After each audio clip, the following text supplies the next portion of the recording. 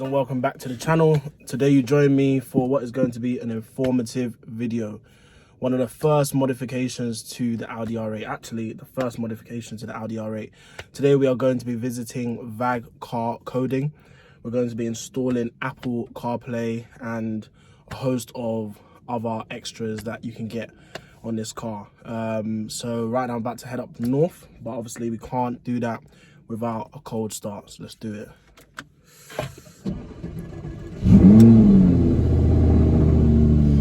Just open the windows.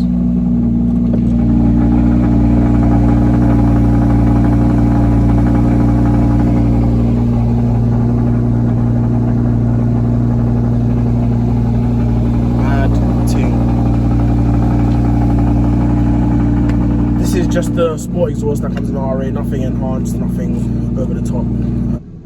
Let's get this journey going.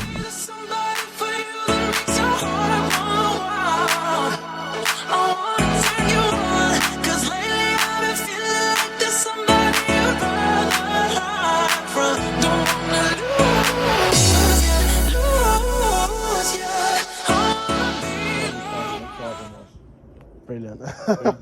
What did you come from? I've got a Q8 and an RS5. Oh, so two completely different animals, actually. Yeah, so Q8, good wafter, like you know, similar to the similar SQ5, to that, yeah, but a lot slower, obviously. Yeah. And then I've got the RS5, which is that was the beast. Like, I was like, wow, this is serious. But when I got into this, I realized like it's all turbos and on the RS5 and stuff. This is really natural beast. So Yeah, 100%. yeah. Well, the production year of the vehicle, the build date of the vehicle, doesn't actually allow for Audi smartphone interface as an official licensed activation. Yeah. Someone that's authorised to work on these vehicles, I can apply a genuine license, but it's literally not possible on this car. It's not offered by So it's supposed to be like, I'm assuming, the 2017 onwards. It's basically from build date sometime in 2017. I don't remember the exact build date onwards. I've seen all the 67 plates have it. Pretty much, yeah. So, but you have the needed equipment within the vehicle. Okay. So the only way, unfortunately, to do it on this, well, I say unfortunately, it's not really unfortunately because it is essentially the same thing. Yeah. Is to circumvent and unofficially activate it. Yeah, that's fine. So, and basically what we're going to do, you see where you've got your Audi Connect and your navigation here. Yes. Audi smartphone interface will appear as an option. As an option, yeah. Audi smartphone interface is their marketing speak for Apple CarPlay, Android Auto. Cool.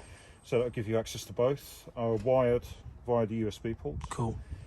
And part of my process is to fully update everything related to that in order to minimize any issues. Cool. Provide you with all bug fixes, performance enhancements, etc., to do with the media system. Cool. So yeah, so what I'm going to do, I'm going to hook this up to power. Yep. To make sure the voltage is stabilised. I'm going to do a diagnostic, make sure there's no issues on it. Seems as though you've only just purchased it. Yeah. And we'll go from there. Cool, wicked, sounds good. I'll let you crack on. Cool.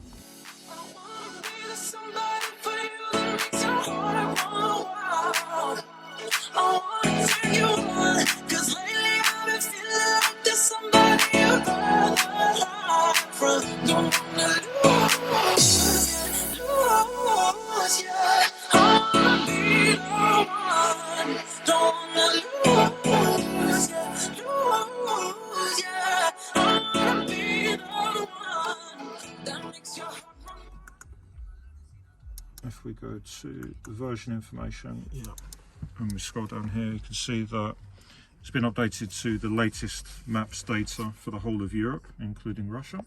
Wow. So 2021. So basically, this is permission to go on the Autobahn, yeah? Yeah. So if we go back into maps, what we've also done, if we go to map settings and content, I've added my special blend of speed camera locations. Yeah. This is a merged database of several different databases actually of the most popular locations. Yeah. No, that's brilliant because, to be honest, if you're going to be driving a car like this, you're probably going to want to have the speed cameras installed, and that's something unique that Vagcoding offers. You know, so that you can always keep your eye on the road, keep your eye on any speed cameras or average speed cameras that may come up? Average speed cameras, most popular mobile speed camera locations, because they're always changing. But if you look at the map, I've zoomed out a bit, but there isn't that many speed cameras around here. Yeah. You see that there's one here. Yep. There's one in the corner as well, but this is how they display on the map. Okay. Just a little bit closer there. Yeah. And what will happen is you can also go to navigation settings. Yeah. And we can set up a warning, so by way of an arrival notification, so we can play a notification. Okay. Display a notification, so a little box. Yeah. There'll be a description of the camera and a directional arrow. Yeah. And then we've also got play tone, and then we can assign that to the individual cameras. Oh wow, that is sick. So if you didn't want it for some, but you wanted it for others, you've got that granularity there. Okay. So now what will happen is when you're approaching a speed camera, a box will come up, it will tell you what type of speed camera it is, and there'll be an arrow pointing in the direction, because it is directional. Now a lot of people say, oh, what's the point, we've got Waze, etc, etc. Yeah. Okay, yeah, it's fine, I get that. Yeah. And Waze is very good at what it does, and various other apps. Yeah. But this works in conjunction. Okay. So if you're using Apple CarPlay, you obviously don't have this view, but you still get the warnings. Yeah. Which is quite useful. No, that's solid. That's solid. So on to the grand finale, which is originally why I was pushed to come here, and that's the Apple CarPlay. So now you can see the Apple CarPlay, which looks sick, if I'm very honest. The resolution is really high. It's already got the updated iOS 14 kind of outlook, so it shows me the Google Maps, which is the last maps I used. It shows me the song that's playing at the moment. You can even go to the voice control on the Google Maps, and if we go over to the next screen, we can then see our first set of widgets, which obviously includes like things like phone, music, messages, and then you can revert back to the Audi MMI. And if you go over to the second screen, we can then see the calendar, Telegram, Waze, which is probably what I'm going to be using most of the time, and then even Spotify and WhatsApp if you want to. So as you can see, it's a very functional way of using Apple CarPlay. I know a lot of people that saw me getting this Audi R8 were kind of thinking like, okay, he's not going to have a main screen, so he's not going to have Apple CarPlay. Nope, that's wrong. You do have the Apple CarPlay, and you have the Waze, as you can see over here. So we've actually gained a lot from today's session. So just to recap, what we've done is the Apple CarPlay, we've done the 2021 maps, we've done the speed camera alerts, and then... Yeah, we've updated the media system, we've applied some updates to the virtual cockpit. Yeah. There's one last thing that we're going to do, which is to activate video in motion. Yeah.